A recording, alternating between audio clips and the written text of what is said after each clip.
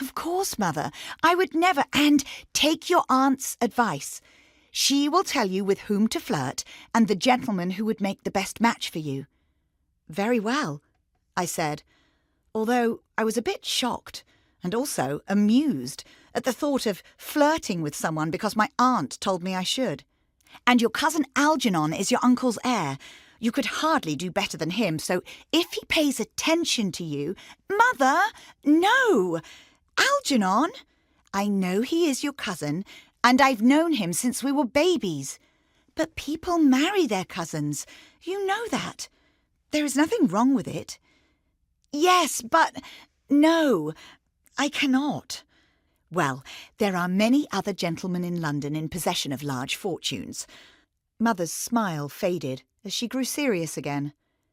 Though your father does very well, and we are favourably situated, you know that he has been reluctant to make any investments since that one which did not turn out well. We were the principal family in our village, and I grew up thinking we were wealthy. But the truth was that our village was very small, and Father had lost quite a bit of money when he invested in a business interest of his uncle's several years before. And with 12 children, there wasn't enough to give every daughter a large enough dowry to make us tempting to most young gentlemen. Mother went on. By the time your sisters are of age, I'm not sure your father will be able to offer them anything. Mother's face looked pinched, and I noticed for the first time the little wrinkles around her eyes and the creases on either side of her mouth.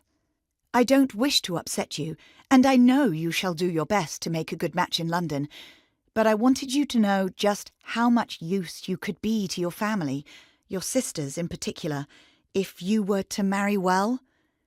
Yes, of course, Mamma. I shall do my best. I wanted to ask her if it was all right to marry someone who was not so wealthy, and whether I could marry for love, but I stopped myself. After all, I cared about my siblings too much not to at least consider the fact that they would have a much better chance of marrying well if I first married well myself. Nevertheless, I wasn't sure I could sell myself in that way.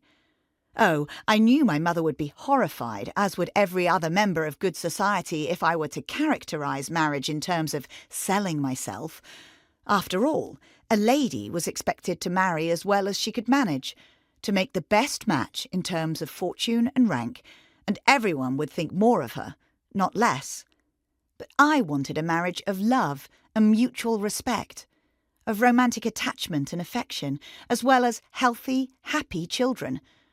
I wanted what my parents had. That was what I dreamed of, and I wasn't sure I could pretend to love and respect someone who didn't love and respect me.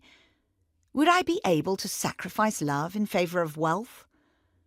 But a good match was a good match, and a husband generally wanted the same things I wanted, did he not? Which was healthy children and a harmonious and happy home.